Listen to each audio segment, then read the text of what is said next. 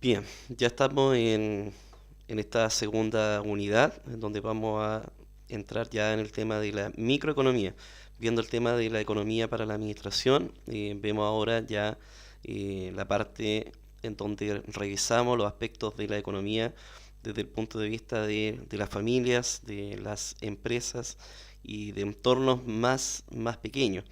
Eso es lo que vimos en la primera unidad con respecto a lo que es la microeconomía. En la primera unidad vimos algunos aspectos generales de la economía, vimos algunos aspectos que nos ayudan a entender la economía en general.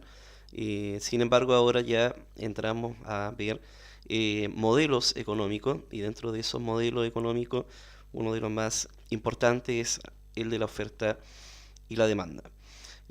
Por lo tanto, entramos ya a describir lo que es un mercado competitivo, y de ahí entramos ya a los factores que influyen dentro de la demanda. En esta unidad vamos a trabajar con el libro de Mancube. Tenemos a Mancube, el capítulo 4 habla acerca de las fuerzas del mercado de la oferta y la demanda. Esta es lectura obligatoria. Yo les recomiendo que comiencen a leer.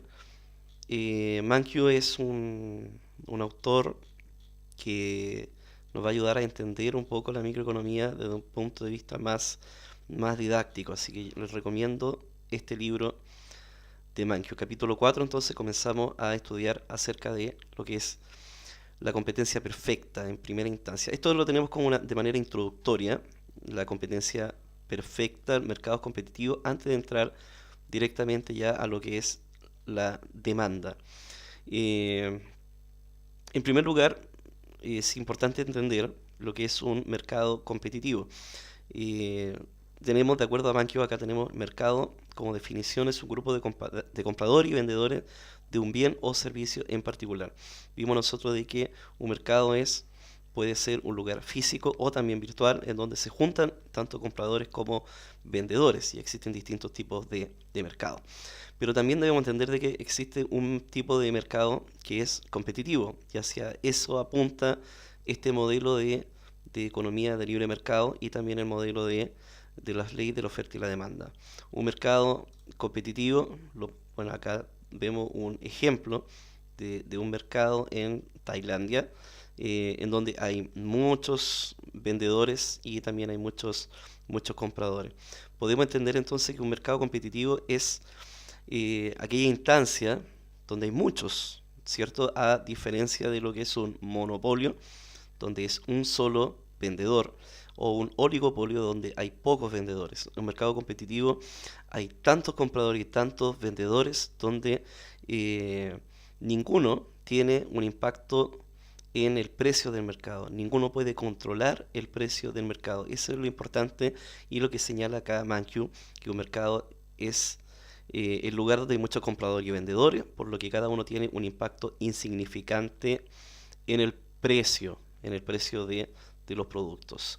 Por lo tanto, en competencia perfecta, bueno, ya lo decimos, es suficientemente grande para que alguno de estos actores pueda influir en el precio de mercado.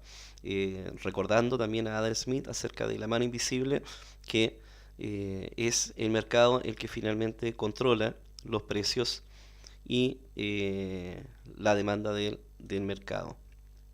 Eh, bueno, hay mercados que son totalmente competitivos.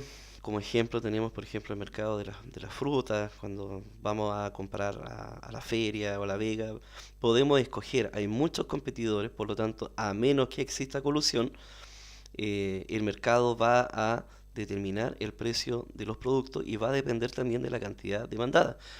Cómo nos ponemos de acuerdo, tanto compradores como vendedores, a establecer un precio justo. Lo mismo que ocurre en el mercado de valores. Yo lo he dicho más de una oportunidad, que los precios o el modelo de oferta y demanda se aplica tanto al mercado de las papas como al mercado de los valores, en donde el precio de cada acción depende de la cantidad de demandantes que estén disponibles para comprar, y el precio que también los oferentes están dispuestos a vender. Eh, Entramos un poquito ya al tema de la demanda del mercado y anticipándonos un poco al concepto de la curva de demanda, que lo hemos visto para una oportunidad con respecto a la relación que existe entre la cantidad y precio y lo que las personas están dispuestas a comprar a distintos precios. Entendemos que existe cierta marginalidad también en la curva de demanda, similar a lo que veíamos nosotros con respecto a la productividad marginal o también a los rendimientos decrecientes. Una cosa importante con respecto a la curva de demanda es que tiene pendiente negativa. Significa esto que a medida que va avanzando la cantidad, va disminuyendo entonces el precio. Podemos entender la curva de demanda en esta curva negativa o en esta pendiente negativa, que en la primera cantidad comprada yo establezco un precio mayor.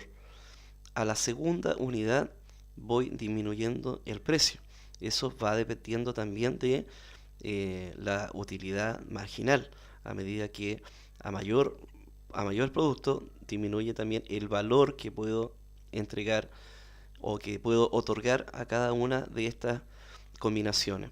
Por lo tanto, cuando mayor es el precio, menos cantidades estoy dispuesto a comprar. Mientras todo lo contrario, mientras el precio va bajando, estoy dispuesto a comprar mayor cantidad de producto. Esto explica entonces la curva de la demanda, curva que tiene pendiente negativa.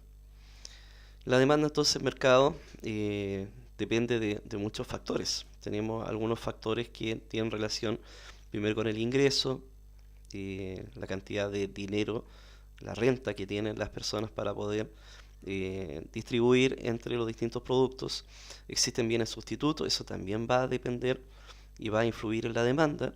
Por ejemplo, bienes sustitutos son aquellos que satisfacen la misma necesidad, pero son totalmente distintos. Por ejemplo, la carne y el pollo, la bebida y el jugo.